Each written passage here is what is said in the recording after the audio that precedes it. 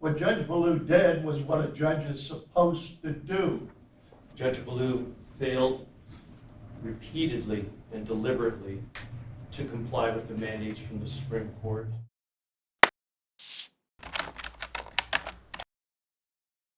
This is the Commission on Judicial Discipline public hearing for the Honorable Judge Erika Ballou. And with that, I'm going to turn it over to the hearing officer, presiding officer, Judge Hardy. Good morning again. I'm going to amplify my voice a little bit. I'm a little worried about the venue. Everybody's entitled to be heard. Please join me in speaking louder. If there are problems with the sound, please let me know, and certainly the reporter. This is case number 2024-103 and 2024-105. It involves Judge Erika Ballou, who is absent at the moment. Present through counsel, Mr. Pitaro. Good morning, Mr. Pitaro. Good morning. And for the commission is special counsel, Mr. Bradley. Good morning to you as well, sir. Morning. I'd like to also introduce my associate attorney, Julie Sparrow. Good morning and welcome. Good morning. Few housekeeping matters, and then I'll turn to Mr. Pitaro about Judge Ballou's presence or absence. I have read the motion limine, the opposition, and the reply.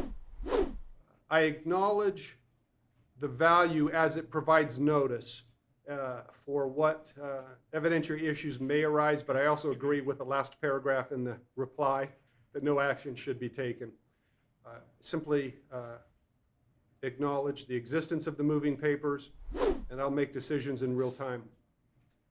I also want to talk for a moment about the pre-hearing order and compliance with our pre-trial protocols. I want to do this gently, Mr. Pitaro, as I understand that this is an important day both for your client, but also the commission and the interests in the state of Nevada. Our pretrial order requires certain disclosures, production in advance of the commission hearing. When our materials were prepared for commission review, there was nothing from Judge Ballou in terms of exhibits. Also, there are no objections made to special counsel's exhibits. I learned that on Wednesday night, more than 200 pages of exhibits were emailed to the commission. I made the decision not to supplement those late filed documents. So as we sit here today, the commission members have not reviewed those exhibits. They should have been tendered some time ago and also prepared with a particular format. But I don't want to go beyond that until I hear from counsel. Rules have meaning, but my job is to balance what may be harmless with what could be prejudicial. What is your intention this morning with respect to exhibits, Mr. Pitaro? Well, I speak from here. As long as you can speak, when you're examining witnesses, I'd prefer that you take the podium, but as we await Judge Ballou, just speak louder, please. Yes, we stipulated that the record be introduced. I took that to mean that all the records of everything there. It came after reviewing the states that I felt that the continuity was broke by the few exhibits they had. And I can address them as we go along, or I can address them now. Let me give you a good example. The commission says, for example, they put in as an exhibit dated 8/22, that the Supreme Court had reversed, and that was the time.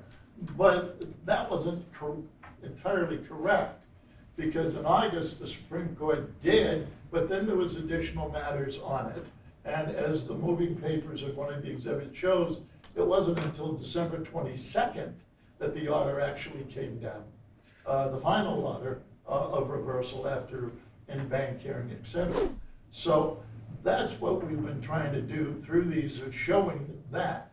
you would be left with the impression that the original August order was the final order, and the time would start running from that. And I'm pointing out that the date is different. And so what we attempted to do with these was to fill in the gaps for the benefit of the commission. My understanding, we've already agreed that all the records could come in, and we were then just going through and highlighting. And so that was the thought process that went in it. And I told Mr. Bradley that days before this on the telephone that's what I would be doing, going back and looking at these exhibits. For example, you'll see on the state's exhibit, the commission's exhibit will jump from date to date, but there's a lot of things happening in between. One of the most important things that is happening that isn't really explained in the exhibits by the commission that we've tried to flush out is that the allegation sort of is that Judge Ballou just sat in this thing for a year and a half. When you look at the minutes of what is actually happening and all the continuance of that, the reason is over. Oh, hold on, you're getting into a lot of substantive arguments. I now understand your explanation. Let me. All right, and there's an addition, if I could. And one other thing. Unfortunately, we've been very short-handed in the office. So Mr. Fumo, my partner, just ended last night. I'm sorry, what ended? Ended a capital murder Oh, okay. trial. So he's been in that for what, 4 to 5 weeks now. So we've been trying to run around and doing a number of things. And although it's a reality of life for me, I'm a bit hobbled and have been, and don't basically put in full days based upon remnants from a back surgery that I had. Let me hear now from counsel, because I want to be reactive to the procedural arguments, ensuring that there's balance. And if you're caught off guard and unprepared based upon these late filings, I want to hear about it. I also care deeply about rules, the integrity and the purpose of the rules. But to you, Mr. Bradley. I do have one other matter that you may want to address, if you would allow me to procedurally. I don't need any, you don't need a document, I suppose. If I ask a witness something and they don't remember, I can show them the document that we're talking about. They can read it and they can testify. So it's not like any of this is new. It's all just part of the record that brings us here. Mr. Bradley. Your Honor, I think there was a failure to communicate between Mr. Pitaro and I. There was some discussion about, he suggested putting the entire record in. I thought he meant the entire record that the commission investigator had adduced. I said I'd prefer to choose which exhibits we actually put before the commission. And part of that reasoning was there's a number of reports that I don't think are necessarily appropriate at this point that the commission investigator did. So I proposed specific exhibits. I anticipated Mr. Pitaro would do the same. He didn't do that. The first time I saw these exhibits was yesterday, late afternoon. Do you object to their admission? I do. Okay. All right, And so. I agree with Mr. Pitaro that he probably can refresh witnesses' recollection, and to the degree that it improves the accuracy of the record, I will not object. All right, then I will respond to each exhibit as it emerges in this proceeding in real time. My presumption is nothing from Judge Ballou is admitted pre-hearing because of the late filing. And then I'll see which documents. And all of my exhibits are admitted. They are admitted without objection because the time for objecting has passed. Thank you, Your Honor. Good morning. I'll just acknowledge. Good morning. I'm sorry I'm late. I got lost. Nice to see you this morning. Counsel, do you have any other procedural matters before we begin with the Commission's counsel? Give me 1 second.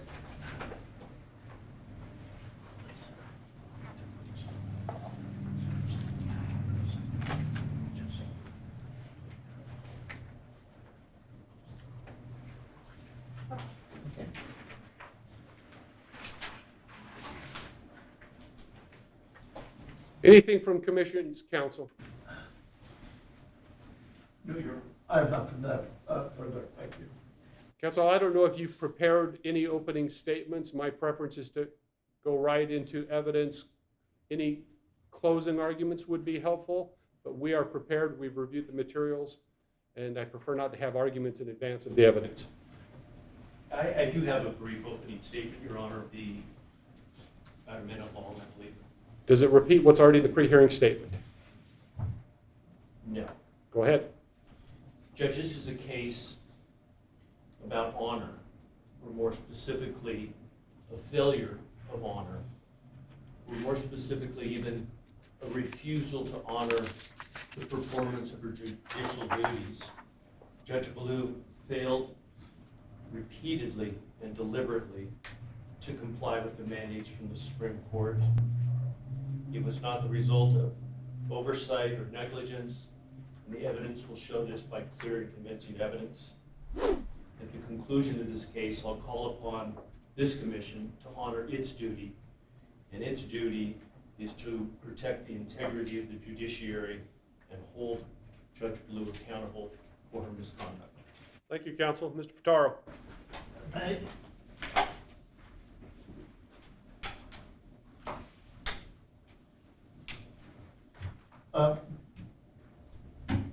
I proudly stand here on behalf of Judge Ballou, and this hearing is actually going to show the opposite of what the commission has said. What Judge Ballou did was what a judge is supposed to do. You're supposed to consider what is before you, and you are supposed to rule on it. I mean, if this is really coming down to that the commission, or the commission through its counsel, or the state was unhappy with the rulings, that's why we have appellate courts. Appellate courts make rulings. In this case, they made rulings. And then when in fact, as we go through this and we see that everything that Judge Ballou did was based upon emotion. Now, you may not like what the ruling was, but a judge, as a judicial officer, is bound to rule on the motions. There was never, and I'm not really sure what the ultimate gripe was. As I said, it starts out that she delayed 2 years. Well, that's not true. Within the first 4 months that they talk about, the matter was in the Supreme Court. It then came down and motions were made, and she ruled on those motions. The state did not agree with the ruling, as we'll go to, which was asking Judge Ballou granted Betsy Allen's request for a hearing. The state then took that up within a matter of months. I think it was in January now, just a few months. The next month after, they take it back to the Supreme Court. The Supreme Court, on the motion for mandamus, they then sit on it for 11 months. Now, so now what we have is 4 months plus 11 months, where a year and 2 months were matters in front of the Supreme Court. When Judge Ballou then gets that order, she comes, she goes to set it down for a hearing, there's issues. Betsy Allen raises additional issues, and Judge Ballou rules on those issues. The state didn't like it, so they went back to the Supreme Court. So, Mr. Pitaro, Yes. I'd like evidence before closing arguments. I gave you more than twice or 3 times the length of time that Mr. Bradley took because we didn't get a pre-hearing statement from you. But it sounds like argument to me as opposed to any preliminary comments. No, it's the comments of what the evidence is going to show. That's the point of opening statement, to give you an idea of what we say it is. We're saying you're operating on a misconception that Judge Ballou has intentionally, in violation of the canons of ethics, made rulings that someone didn't like. She is obligated to make the rulings. If you can come in and show where she made a ruling without a motion, that is a different thing. It isn't. And that's what we're going to show as we go through this. Because this case did take a long time, and there was a number of hearings and continuances. But the evidence is going to show most of those were done at the behest of the state, requesting the Supreme Court to intervene. And so you're gonna find out when we're done, that Judge Ballou did what the judges are supposed to do. They're supposed to give every party an opportunity to be heard. If a motion is before them, they're supposed to consider it, and they make a ruling.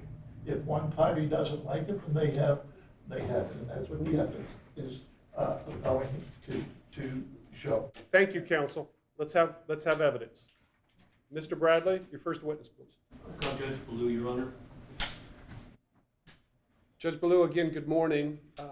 Who swears the witnesses? I'm sorry that I'm... Either you or Court reporter, would you swear the witnesses, please, today? You want me to stay here? Or... No, if you would be so kind as to sit right there underneath the television screen. Remain standing while you're sworn, please.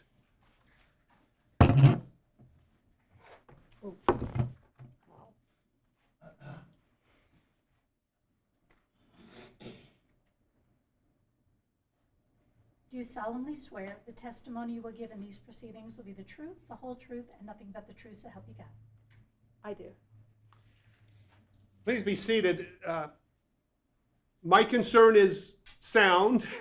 Everybody needs to be heard, and we don't have microphones. So if you'll please amplify your voice, more than welcome to wear the mask. Just speak loudly through it, please. Sure. Thank you. Please state your name. Erika Ballou, Erika, B as in boy, Allou. And what is your position? I am a judge in the 8th Judicial District Court. Can you hear me? I'm Yeah. sorry. When did you assume those duties? January of 2021. So all of the alleged misconduct in the formal statement of charges occurred during your time as a sitting judge? Correct. Before we get to the allegations, I would like to talk to you a little bit about the revised Nevada Code of Judicial Conduct. I'll refer to it just as the code. You would agree that it's important for a judge to know the code so the judge can follow the code? Correct. And you've previously been charged with violating the code Correct. more than once, Correct. and you've reviewed the formal statement of charges in this case. Yes. And you filed a formal response, correct? Yes. And you denied violating any rules. Yes. I'd like to go over what those rules and charges were. Can you give us an overview of the code? No. Can you tell us what's contained in the code? I mean, I need to look at it. No, I can't. Are you familiar with the canons? Yes. Do you know how many canons are in the code? No. Do you know the purpose of the canons in the code? I believe so. What is its purpose? To make sure that everyone is treated fairly by judicial officers, and that there's no impropriety, and that there's no and that judicial officers treat people fairly and do their job properly, I think. Do you know the difference between the canons and the rules in the code? No. Do you know if you're charged with it, violating any canons? Yes. You are or you aren't? Yes, I am charged with violating canons. Are you familiar with what rules you're charged with?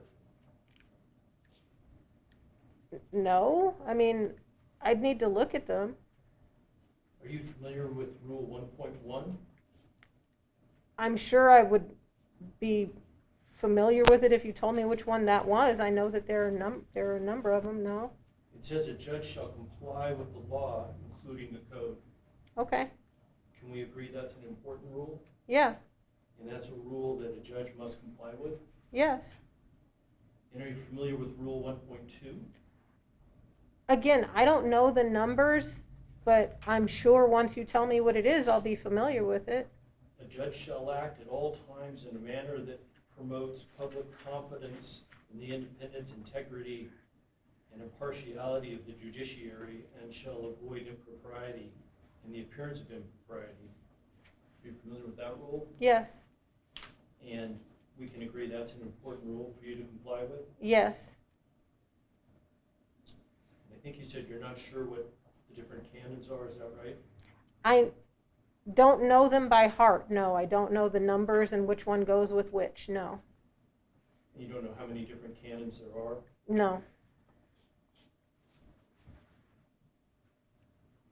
So Canon 2 talks about a judge shall perform the duties of judicial office impartially, competently, and diligently. Are you familiar with that canon? Yes.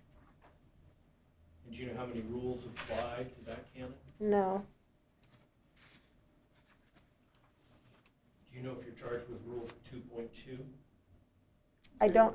If I may, if he's specific, he wants to show her the judges, but to ask her to, if she knows it by. Counsel, I agree with you. This should not be a memory test of what the entire code is. If you'll just begin your question, reframing them to identify the language of the canon so that the judge doesn't feel that she's being asked to recite them from memory.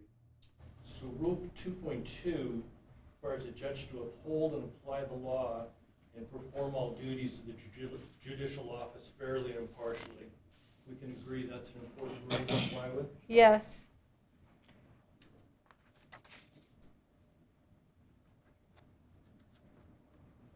And as long as we're speaking about the code, we can agree that if a judge flagrantly violates the rules that we've discussed, a judge should be appropriately disciplined. Correct. And are you aware of the different types of discipline that the commission can impose under the code? No, I'm not.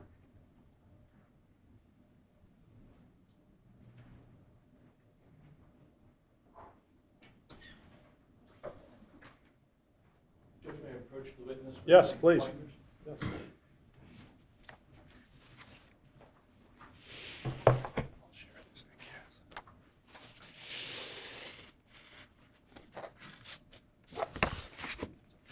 I'm going to ask you some questions about the exhibits that we submitted. Have you had an opportunity to review the exhibits that you submitted? Yes. So,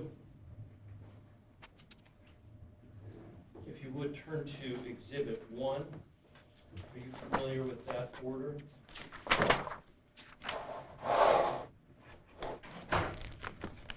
Yes. So, in that order was dated 2018, is that correct? Correct. And in that order, the Supreme Court affirmed the judgment and sentencing of Defendant Chrisman. Correct. And then,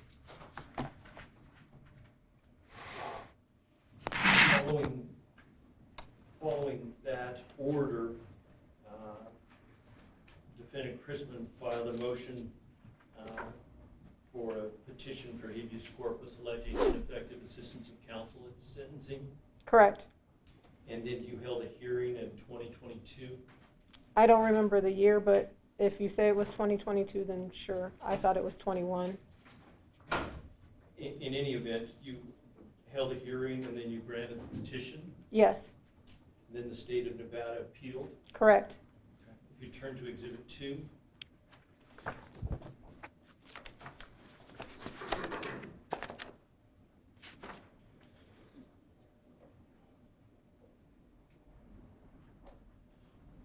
Can you identify Exhibit 2?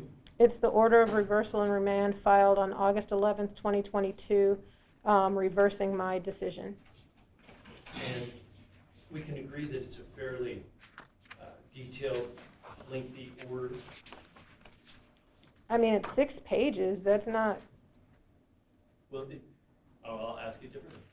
It carefully analyzed the facts and applied the law. I mean, it did what it did. Okay. Do you believe that the order was inadequate, that it didn't correctly analyze the facts? I don't think I understand your question. So, Do you think the order had errors? factual errors? I don't recall any, I don't know. And if you turn to the last page of the order, page 6 of the order, it's Bates number 11, but it says, the last sentence says, the district court therefore erred in concluding that Chrisman showed a reasonable likelihood of a different outcome, right? And then its orders says, having considered the state's contentions and concluded relief is warranted, we order the judgment of the district court reversed and remanded this matter to the district court for proceedings consistent with this order, correct? Correct. We can agree that was not an ambiguous remand, can't we? It depends on what you mean by that. So proceedings consistent with this order could mean a lot of things. So I don't agree with that statement. So no. And what was it in this order that you found ambiguous? When Miss Allen then asked for an additional evidentiary hearing because she thought that they could get more information, I agreed with her. So proceedings consistent with this order, that's not inconsistent with the order, so. And why don't we kind of help me get to Exhibit 3, the request that you're referring to was a hearing that you held on January 9th, 2003, is that right? If that's what you're saying that this is, then I believe you. I don't remember the date. Look on the first page of the transcript, page number 13, the dates, the second line under the title. Right, but again, just looking at the very first page of this transcript doesn't tell me that this is what you're referring to. It just tells me the date of what this transcript is. So again, I believe you if that's the date of the hearing, then I believe you.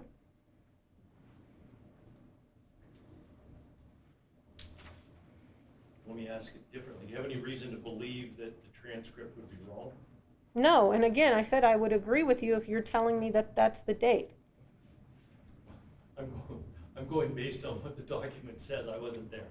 So Again, and you're telling me to look at one page that doesn't tell me what the page is. So I'm telling you, if you say that that's what happened on that date, I believe you.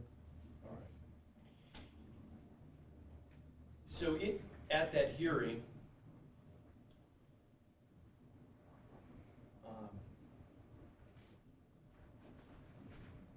Ms. Allen, who represented Chrisman, requested a further evidentiary hearings on the issue of ineffective assistance of counsel in sentencing, correct? Correct. All right. And then if you would turn to page 3 of the transcript, page number 15, you stated in the middle of the page about line 14, I actually don't remember the original remand, so I actually need to look at it. Okay. Is that what it says? Yes. Okay. So I was a little surprised by that comment. You don't get reversed by the Supreme Court that often, do you? Objection, argumentative, we're not concerned with Sus- surprised. Sustained. I think counsel's personal reflection is unnecessary, but you may ask the question to determine if there is some evidence consistent with your personal reflection.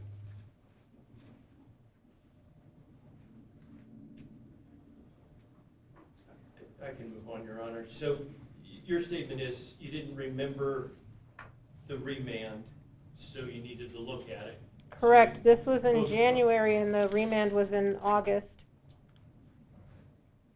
So if you turn to Exhibit 4, I'll represent that the document says it occurred on January 18th. Do you see that? Correct. Okay. And then at that hearing, you had, or let me ask you, at at that hearing, you had reviewed the August reversal Correct. and determined that from your reading of that order, you were permitted to hold additional evidentiary hearings on the question of ineffective assistance of counsel. Correct. And the state objected to your ruling, correct? Correct.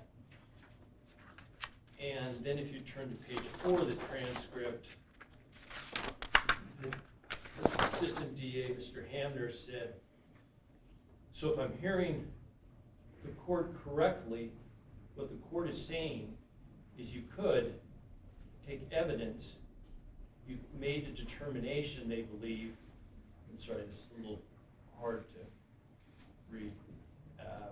You made a determination, they believe you were incorrect, so now you want to try to get more evidence to reconvince the Supreme Court you were right the first time around, and you replied, sure. Correct.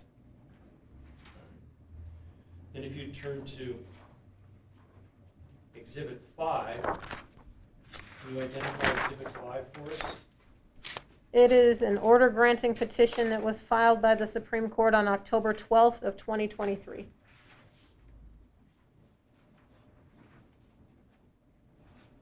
Now, in that order, the court stated at page 3 of their order, page 27,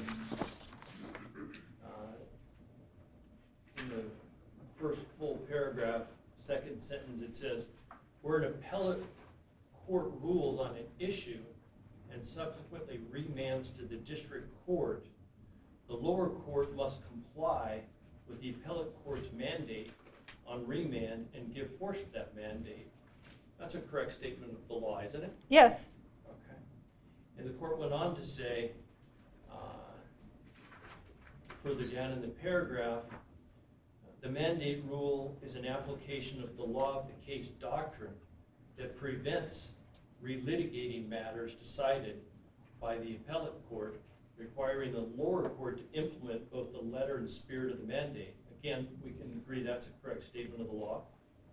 I don't see where you're showing that, but sure, I agree. All right. And when they talk about law of the case, you're familiar with that doctrine, correct? Yes. And that doctrine has been around for well over 100 years. Yes. In fact, later in the decision, we don't have to go look at it, but later in the decision, they cite a U.S. Supreme Court case that basically says from 1902 that without such a rule, it would lead to endless litigation. We can agree with that. Yes. So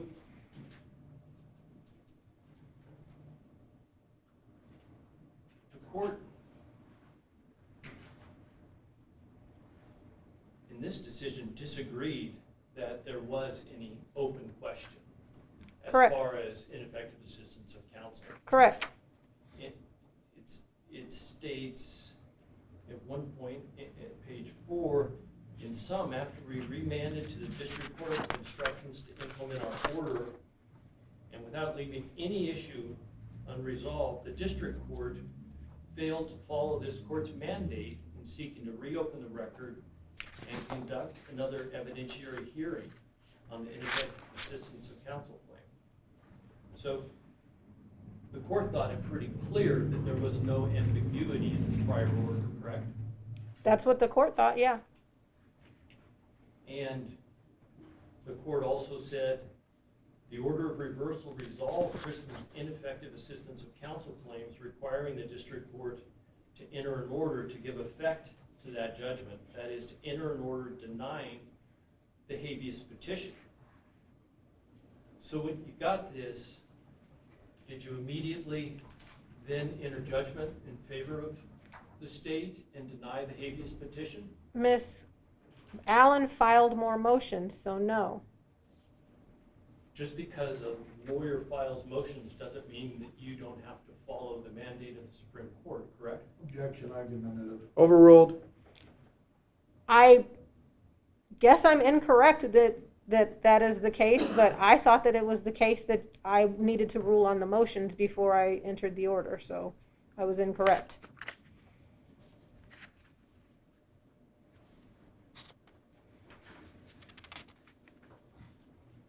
So, if you would turn to Exhibit 6. Ask about the record because I'm mindful that the defense has prepared exhibits that we have not seen and that are not yet admitted, if at all. But what counsel said this morning is that he attempted to supplement the record that you had created. Are there written motions filed by the defense with points and authorities? Because I haven't seen those in the record. I saw an oral request in the form of an opposition to the state's motion to remand, but are there any points and authorities filed by Ms. Allen that are Yes. part of this record? Yes. Okay, thank you. Go ahead, please. So, back to Exhibit 6.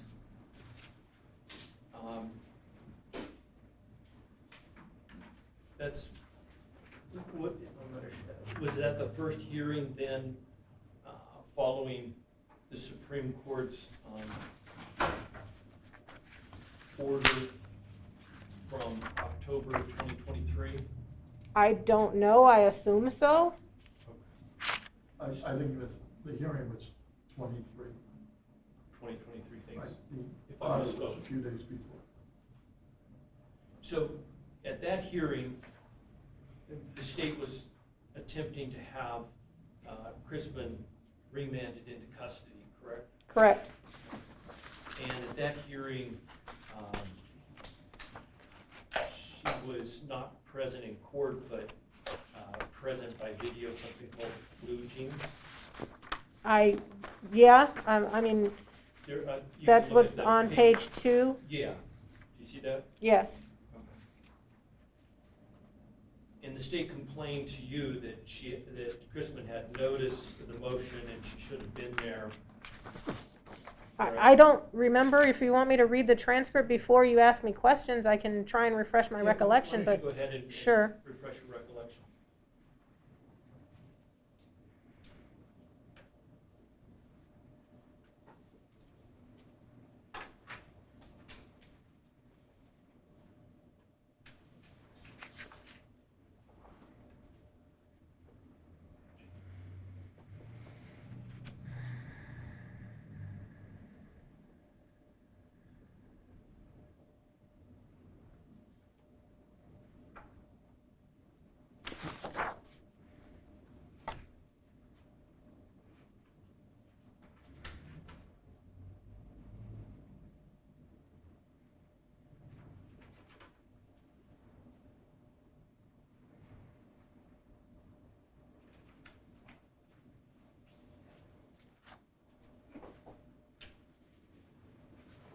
Okay.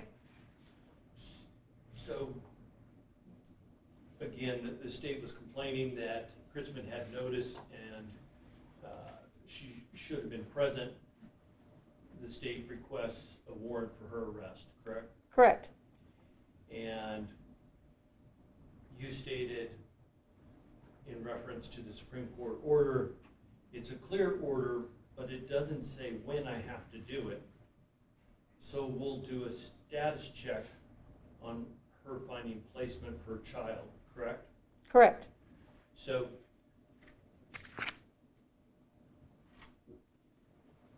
even after the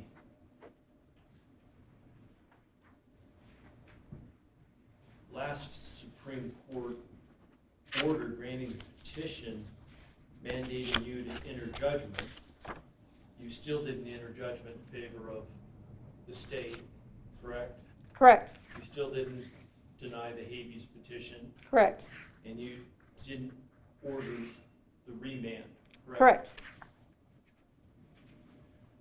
Turn to Exhibit 7.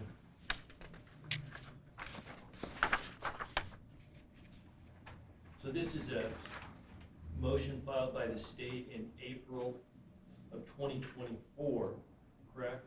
Correct. And it seeks and I'm not going to ask you to read it because it's very long, but it essentially seeks that you be recused because the state claimed that you were biased in this case, correct? Yeah, I don't think I've ever read it, but yes.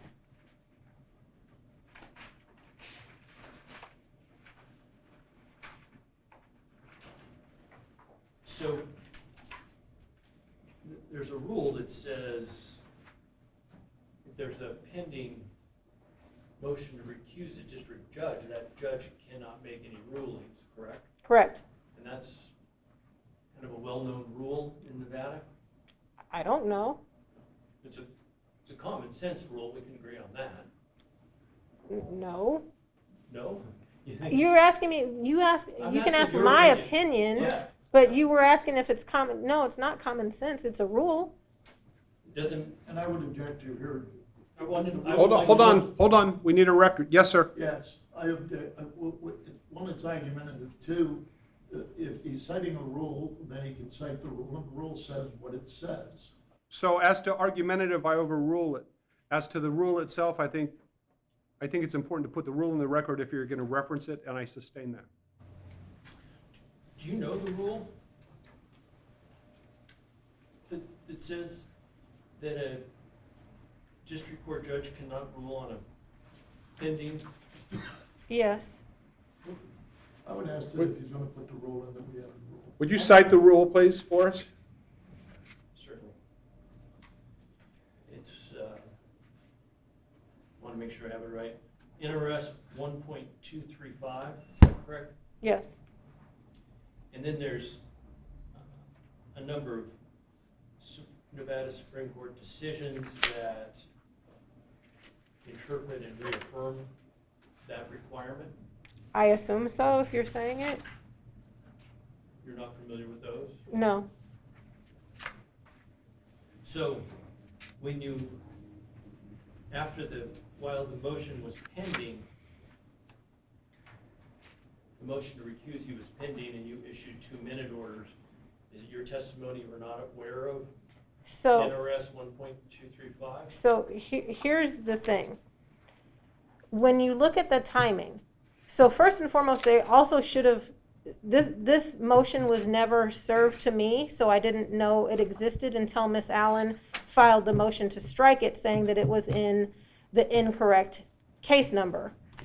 And so that's when I became aware of this motion. And if you look at the 2-minute orders, they're both dated May 1st of 2024, and they're both dated 3 a.m. Nobody's working at 3 a.m. I don't have any recollection of when I issued 1-minute order versus the other. So if the one on granting her motion to re-sentence Ms. Allen had already been sent out before... Ms. Chrisman, I believe. I'm sorry, Ms. Chrisman, by Ms. Allen, sorry. So if the minute order to re-sentence Ms. Chrisman had already been sent out when the one about this motion came in, then I may not have had the opportunity to recall it or anything like that. So both of the minute orders are dated on the same date at 3 a.m. I don't have any recollection of when those were sent. Yeah, the 3 a.m.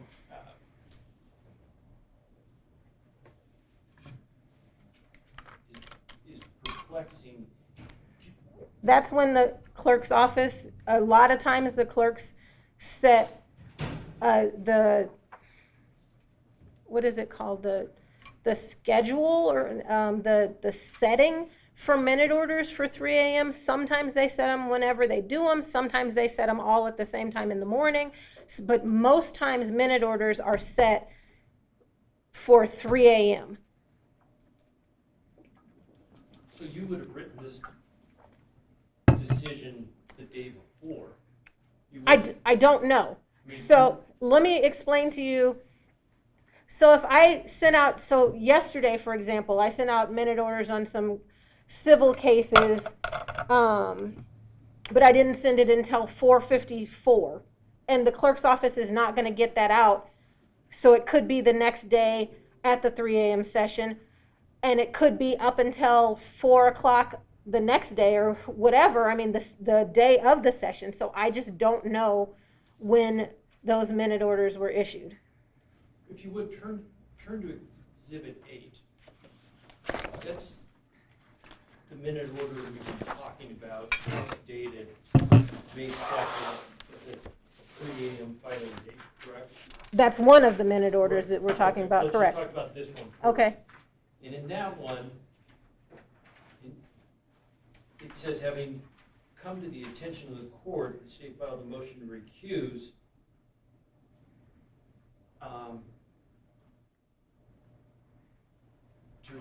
You. You say in response, Ms. Crispin filed a motion to strike. And she had filed that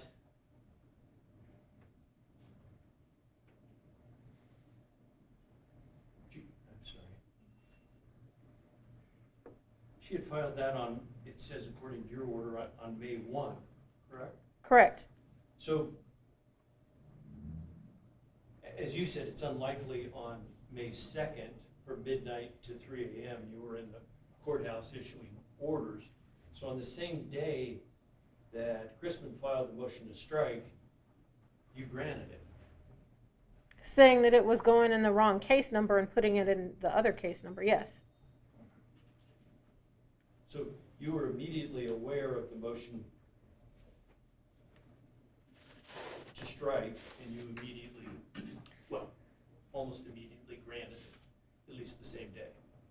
Or the next day, I'm not 100% sure. Again, it could have been 8 a.m. on the 2nd. I don't know.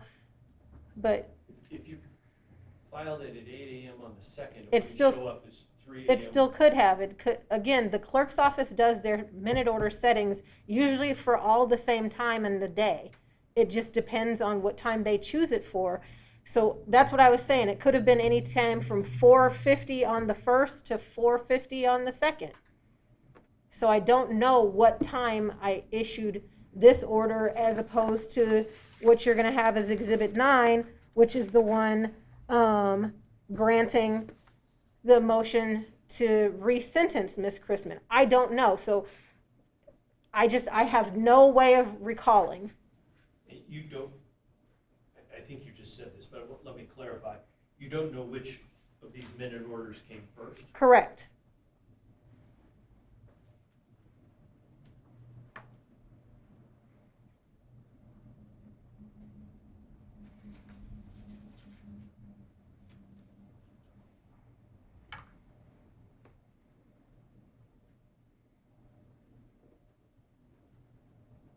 At the time you issued the minute orders, you were not aware of the Nevada statute that prohibited you from entering any rulings in that case? Again, if I had already issued the minute order that granted Ms. Crispin a resentencing, I may have forgotten and not recalled it. I just don't have any way of knowing what order those came in. So I don't, but yes, as a matter of fact, I was aware of the order saying that I couldn't that I couldn't rule on any pending matters. But if I didn't remember that I had ruled on it the day before, I don't know. I can't answer that question as to how it happened.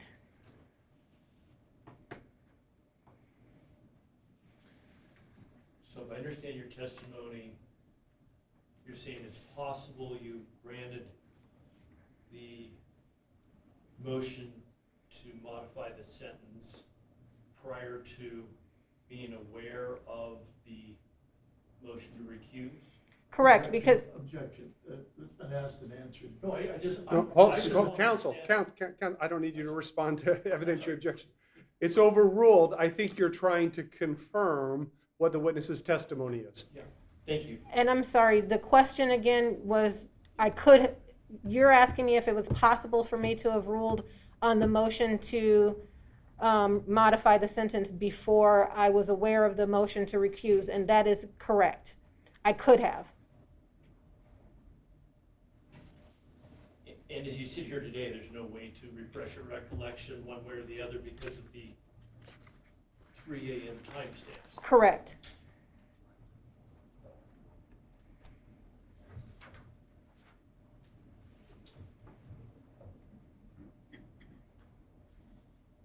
would turn to Exhibit 10. Are you familiar with Exhibit 10? Hold on, let me get to it.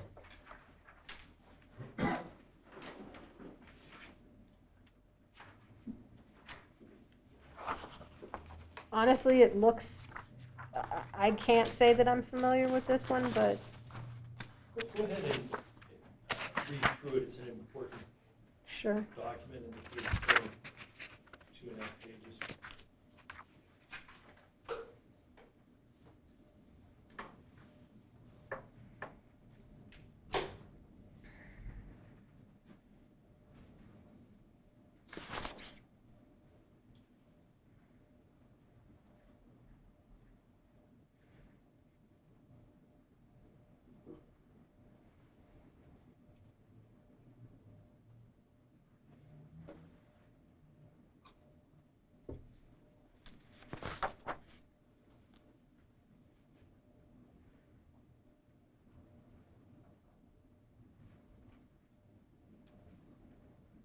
Okay, So this is essentially the third order entered by the Supreme Court after you originally granted Chrisman's petition claiming ineffective assistance of counsel, correct? I assume the number is correct. I don't remember. And as of, this was filed on May 3rd, correct? Correct. And as of that date, you still have not entered judgment in favor of the state? Correct. Chrisman? And you still hadn't remanded Chrisman into custody? Correct. And you still hadn't denied the petition for habeas? Correct.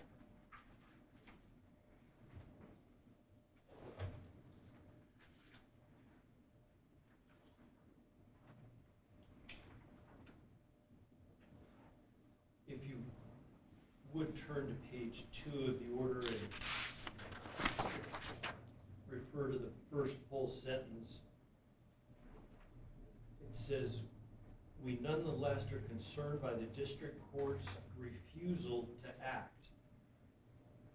This court has twice directed the district court to enter judgment in the state's favor in the Chrisman's post-conviction habeas petition, first in the state's appeal from the district court's order granting the post-conviction habeas petition, and again in the writ issued in this matter."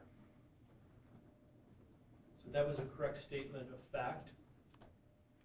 Sure.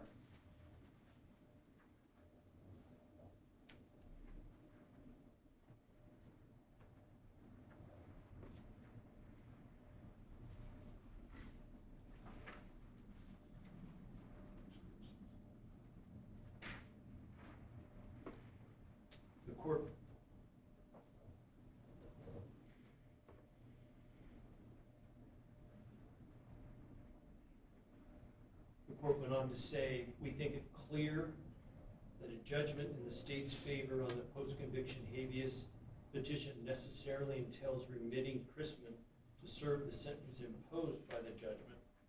That's also the correct statement of the law. That It's a correction.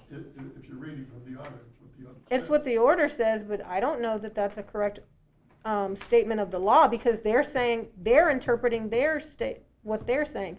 So they're saying they think that it's clear. That's not necessarily a statement of the law. They're saying we think. So, no? You don't interpret their orders the same way they do. I'm sorry?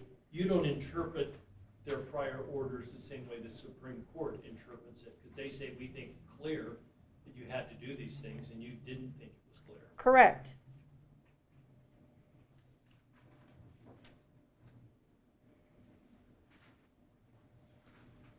Because if you look at the prior part of that sentence, although this court did not address Crispin's custody status in either instance, we think it clear. So they didn't address it, so it clearly wasn't clear. I understand that's your position.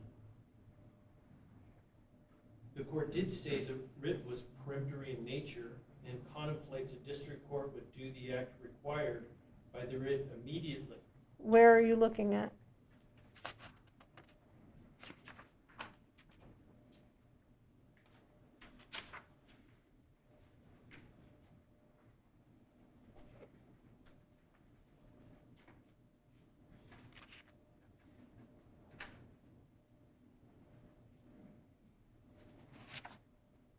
It's on the third page.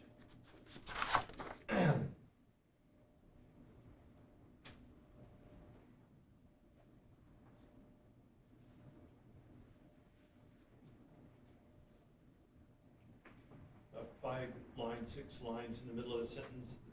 The writ was peremptory in nature and thus NRS 34.190 and in 3 in parens contemplates that the district court would do the act required by the writ immediately after receipt of the writ. Okay, so that's what they say. That's in there.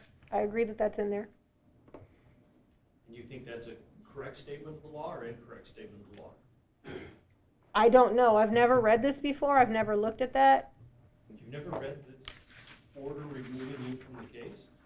No, why would I read that? If I'm not on the case, why? I'm just not on the case.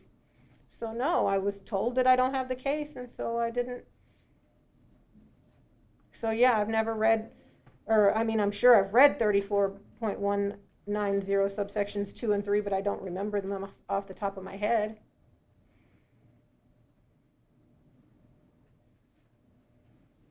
So how did, if you didn't read this order, how did you learn you were removed from the case? I'm not 100% sure. It may have been something Judge Weiss told me. It may have been something that one of my staff told me that the case got reassigned, but I don't honestly remember how I found that out.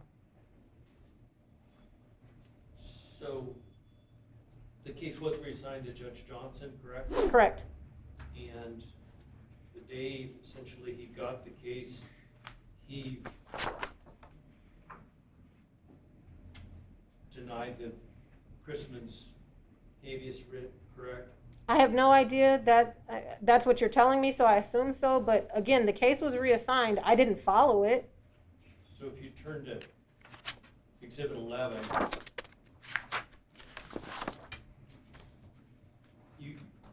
thought you told us earlier today that you had reviewed the exhibits that I submitted. I did, but I don't remember. And again, I reviewed these, but I don't.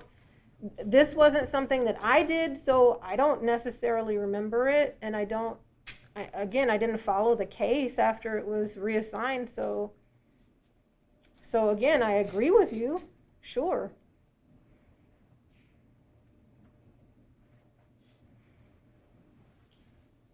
So other than the fact the case was reassigned, you have no other knowledge of the case?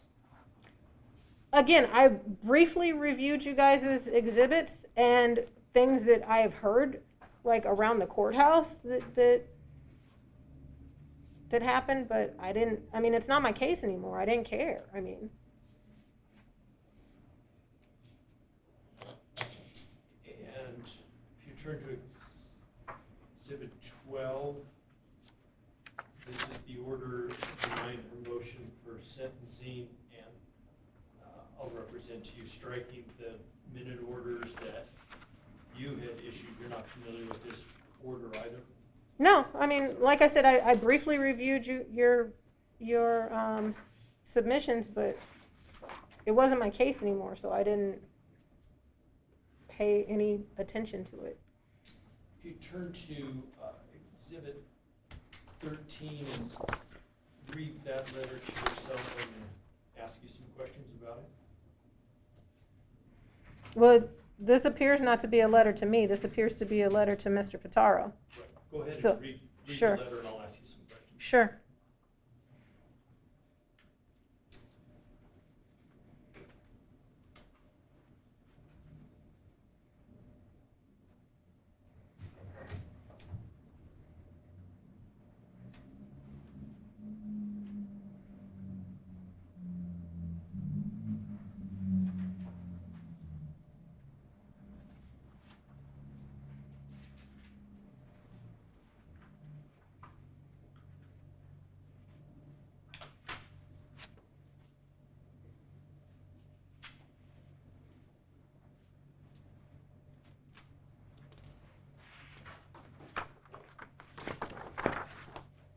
Okay.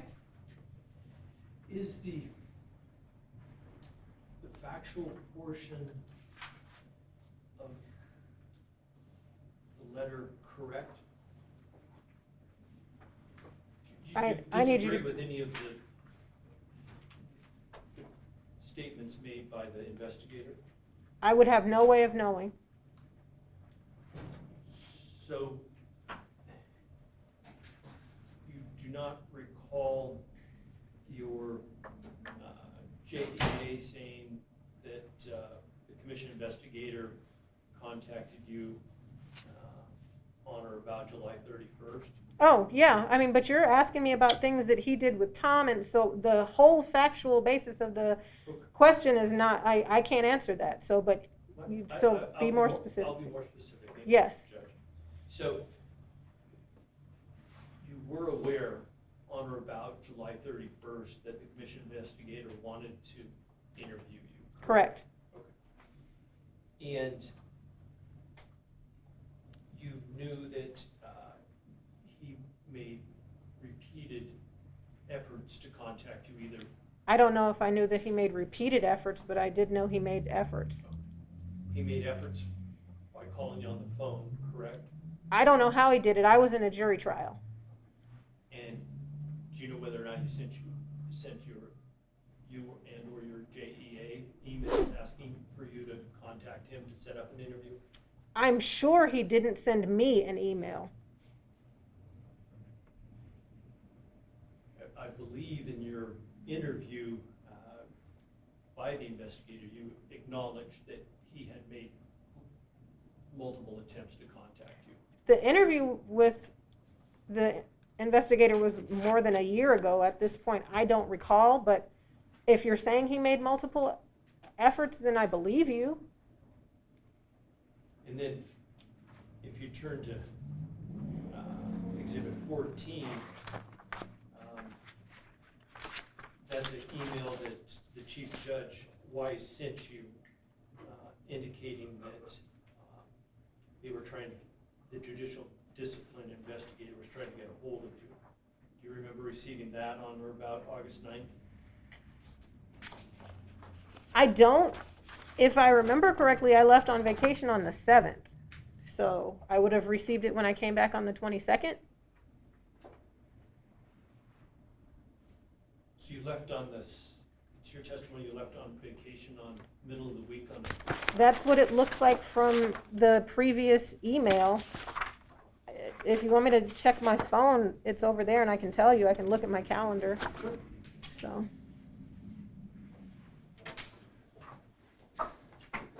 Council, we're going to take our mid-morning break at about 9:30. So if you'll find a natural place for that. Actually, I'll be done by then. So my last day in the office was August 7th. I left on my vacation on August 8th. And you returned from your vacation August 22nd? Well, I returned to town on August 22nd, but I returned to the office on August 26th.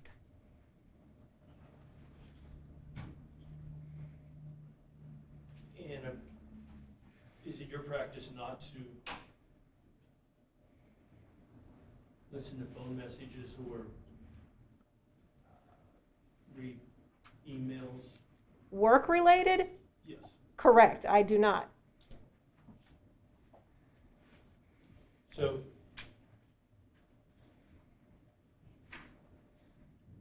you were aware that on or about July 31st, the commission investigator wanted to interview you. You did not call him back or set up an interview or ask your JEA to set up an interview before you left on vacation on the 6th of August. My recollection is I was in trial until that day, and that's why I left on the 8th. So yeah, I was in a jury trial, and also my recollection is I also had the search warrant phone. So again, so during breaks on the jury trial, if I wasn't doing anything on the jury trial, I was probably doing things on the search warrant. I didn't think that it was emergent to contact him before I came back on from my vacation, so I didn't.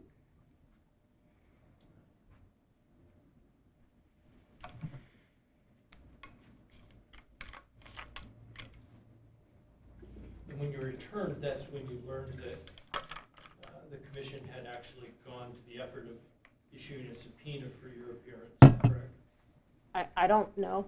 I don't recall that. Turn to Exhibit 15.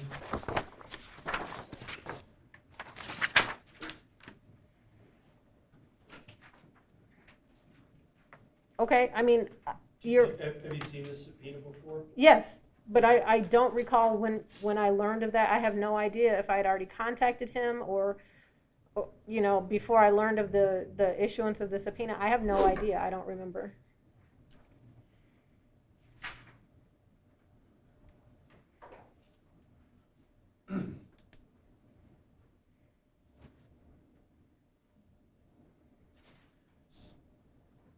So you have been previously censured by this commission. Correct. Relevancy. What is the relevance, counsel? Ask her how she feels about being censured and what impact it had on her. To both attorneys, do you anticipate, I don't want to put B before A, right? My understanding is that there might be some mitigation evidence presented. Is that your understanding to both attorneys? I was going to ask her if she did have mitigating evidence. And Mr. Pitaro, do you anticipate presenting any mitigation evidence during your, Mitigation only in the sense of explanation of what happened. but not as to any, Not character, I'm not bringing character letters, things of that nature, if that's what you mean by mitigation. Mitigation to me is mitigating the facts of the case. right, and I am speaking specifically to mitigation of punishment, which again, I acknowledge makes me somewhat uncomfortable because we're not even there in that phase yet. And so my objection is that it's irrelevant at this time. Sustained.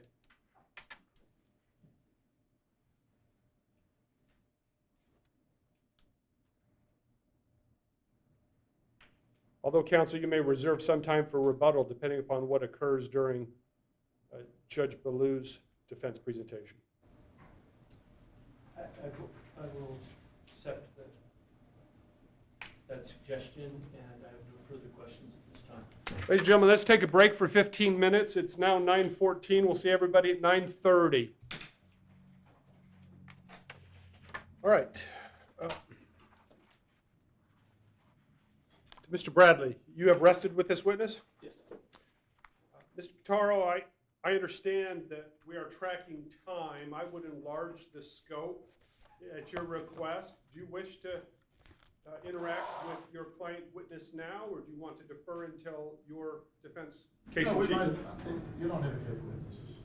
This commission has any other witness, so you might as well show me my witness. I'll go into her, and then Ms. Betsy Allen is waiting. Okay, thank you. And my understanding is the rule of exclusion has been either invoked or ordered. I'm at a disadvantage. I would move forward. I don't think it has been invoked or requested. So I'm at a slight disadvantage because we're in this venue and I'm not in Clark County, so I'll just ask you to manage the rule of exclusion, please. Right, she's already, someone from here has already placed her in a room someplace in here. Just ask for your assistance, both absent witnesses and no coordination in the hallways. And with that, go ahead, Mr. I'm sorry, I have a quick question because my JEA was subpoenaed, and if she's not No. gonna be called, then I'm No. gonna tell her to go to work. Yeah, So, great. I'm glad that you've intervened in that way. Do you intend to call the JEA, Mr. Pitaro? No, Mr. Bradley, they told me. I do not intend to call her. You may invite her to go elsewhere. okay, thank you.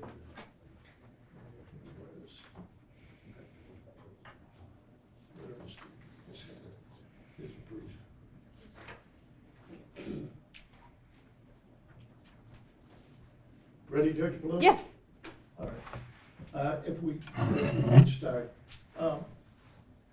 You were basically at the beginning of the testimony by question by Mr. Bradley that he went through the issues that the commission was alleging against you that violated the canons and the rules of conduct. Correct. Okay, and I just want to at least start out there now. On page, two it would be, Mr. Bradley's pretrial brief. He lists basically the issues that we're here for today.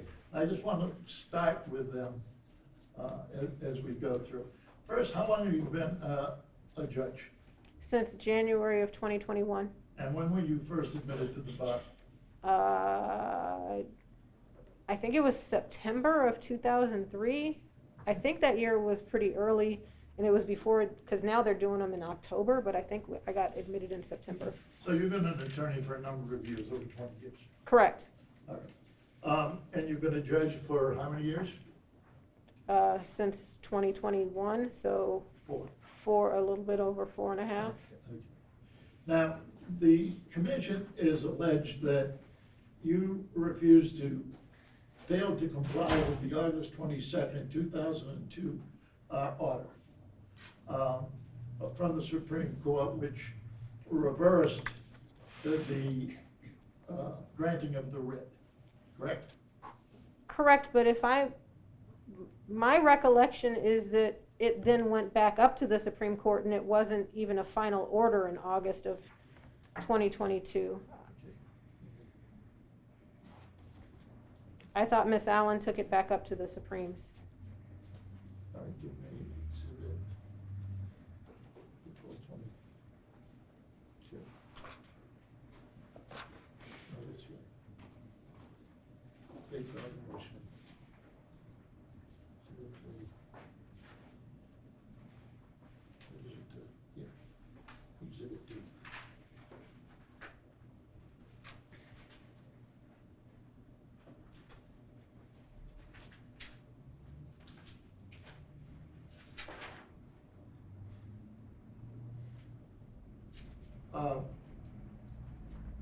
May I approach, or have Ms. Burrow approach the witness? And with- Yeah, what is it that you're approaching with? To ask her, is there any, we'll give her the exact date the order came down, the final order, which is set in our tab is Exhibit D. So I just want to pause for a moment and invite both attorneys into this conversation. Because I anticipated this moment. And I want to make sure that I, on one side, give appropriate balance, recognizing the interests before us. On the other hand, I have a pretrial order that was entered on May 20th. And it requires that any hearing exhibit be cross-submitted between counsel 21 days before today. And I think you're going to ask this witness about a defense exhibit that was never disclosed to the commission counsel, that was not presented to us timely, that we have not reviewed.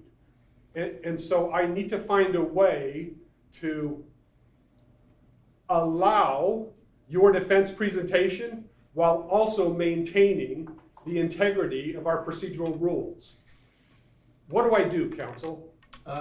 Easy, I'm going to ask her to refresh her recollection, and she'll look at it, and we'll see if it refreshes her recollection. Under that provision of the evidence code, you may proceed, but it is not admitted. She may simply read it to herself, And that's set what- it aside, and answer any questions you might have. Right.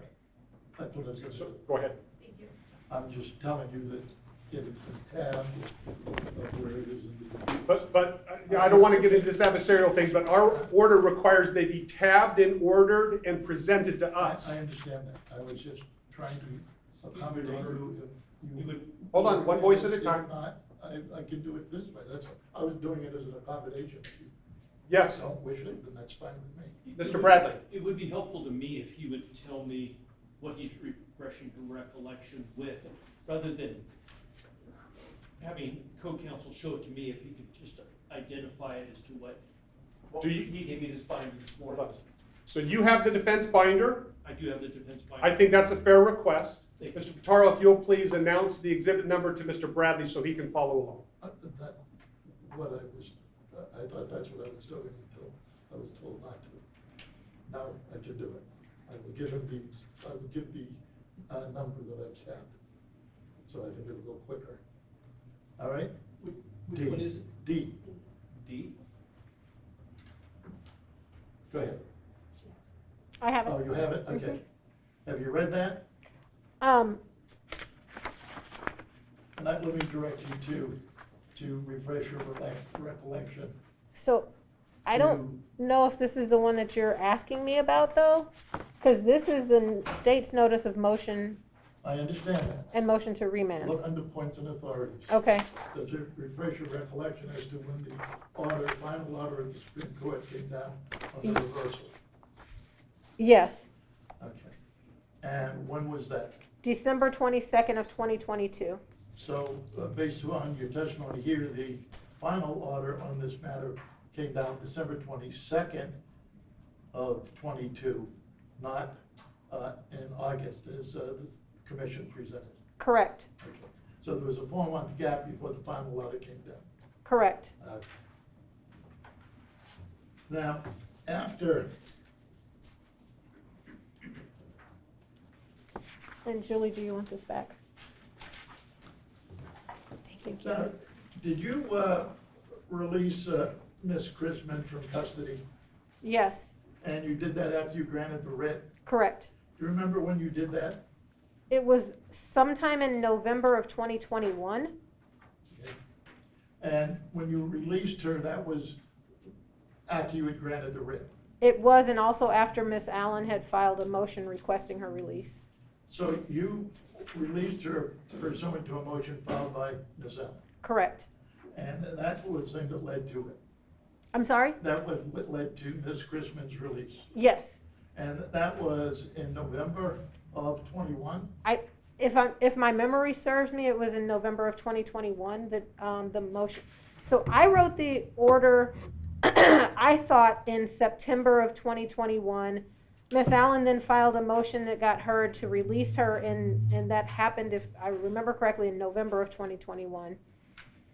Would you need anything to help you refresh your recollection on that date? If you want the exact date, then I do. Okay. And let me show you exhibit, it'd be exhibit A. Tom. You get it?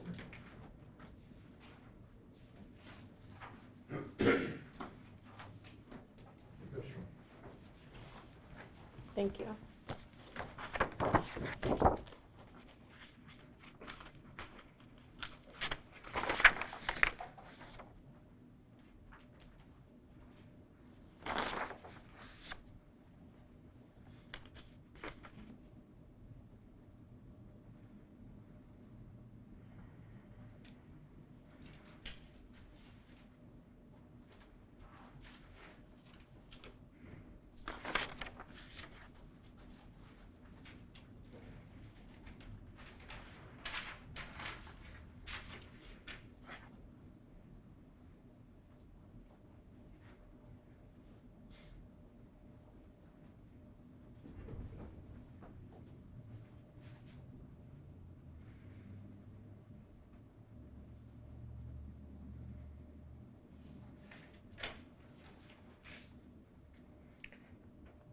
I don't see what is supposed to be on here with the date that I released her. That's what it, give a date on the order? No.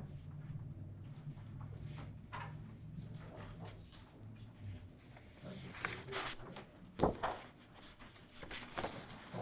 I'm sorry. No, you said A. Okay, I'm sorry. It's A. No, that is, I had just looked at A. A is not. I'm going to approach with B. B. Give me that, the thing so you guys don't misplace this. Okay, yeah, the date that the pre-sentencing detention order was filed was November 16th of 2021. Okay, I was just looking for the manila folder, I understand. Julie, so you don't lose that. I mean, Thank to do you. it this way, we just have to change the way we're gonna do things. No problem. And going back to the allegations, the commission made the allegations that you failed to comply with the August 2022 audit. Correct, and again, it's actually, the order would have been in December 22nd. the final order was December 22nd of 2022. And the reason for that, they're claiming that you didn't uphold the law. Do you deny that? I do, Do you believe that your actions were in fact consistent with the code of ethics? yes, And was this consistent with the fact that you were a judge and had to rule in motions? I did. Now, as we go through this, let me just ask the general question. Did you make any rulings that weren't based upon motions either filed by the prosecutor or the defense in this case? No, You didn't make any sua sponte motions out there? no, Okay. And once again, the number two is they say you didn't comply with the October 23rd order. Do you remember that order specifically? I don't, but I think it was one of the exhibits from the state, and so I can look at it again. Okay. Do you have it in front of you? I'm trying to find it, so, Let's see if it is.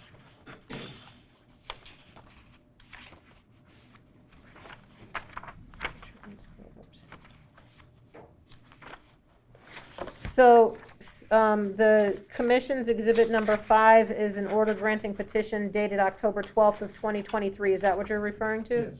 Okay, So in exhibit 5 was the order granting the state's writ. correct. Okay, now the writ was filed back when?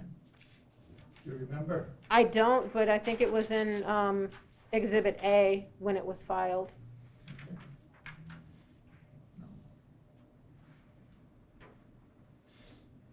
But the October 23rd order, October 12th of 2023. 1023, that was exhibit 6. 5, The order granting the writ was exhibit 5. order granting petition for the writ of mandamus was exhibit 5. Okay, and what date was that? October 12th of 2023. And how, that was many, many months after they had filed the writ of mandamus. I don't recall when they filed the writ of mandamus, but it would have been sometime between December of 2022 when the final order after Miss Allen's, I think it was an en banc. She sent it back for en banc after the order reversing me in August of 22. Then she sent it back for en banc. Then it came down finally in December of 22, and then I didn't. I put it on for another evidentiary hearing. I think I ordered that in January, so I think the state must have filed the writ of mandamus probably in either late January or early February of 23, and so then this order granting the petition was October 12th of 2023. So basically, the writ of mandamus was up there in the Supreme Court for at least 9 months, I would guess. from the date of when they filed it to the date the order. Again, I don't remember exactly when they filed it, but it would have probably been either late January or early February of 23. So yes. All right, why don't you show them exhibit I? If this will refresh your recollection. You get that, Tom? I?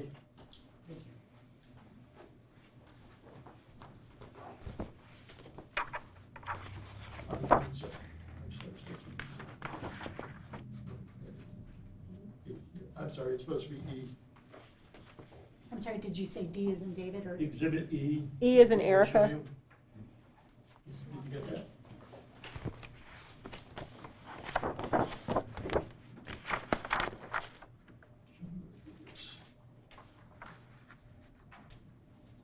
That's still not the right one.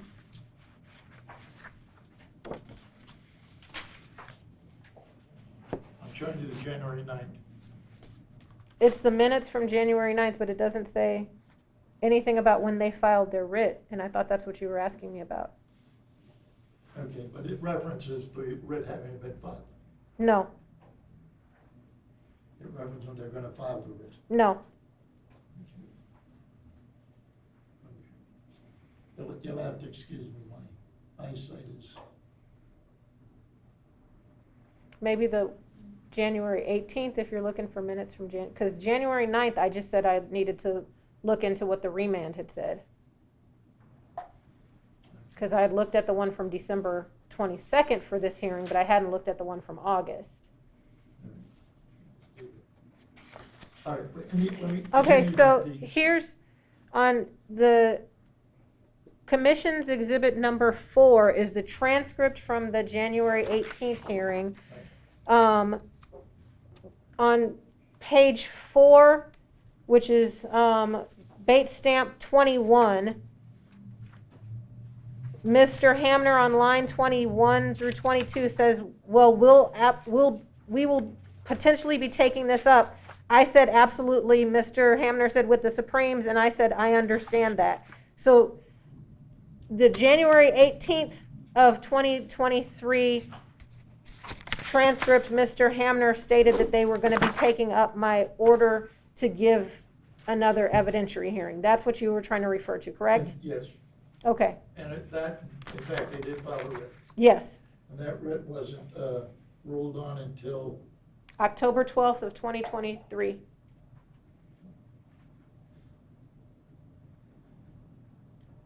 looking fine.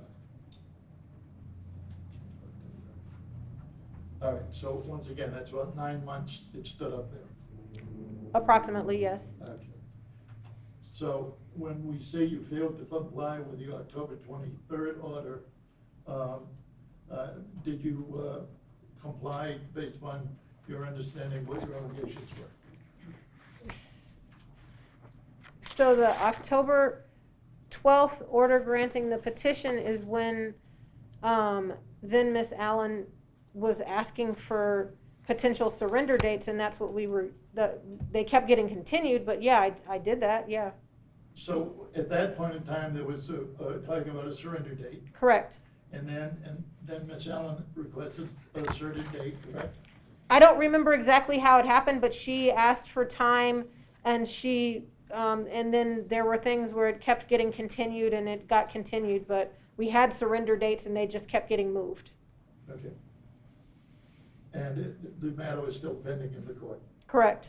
and the reason they're being continued was because of the matter being in the Supreme Court. After October 12th of 23, no, it wasn't in the Supreme Court that I recall. There were dates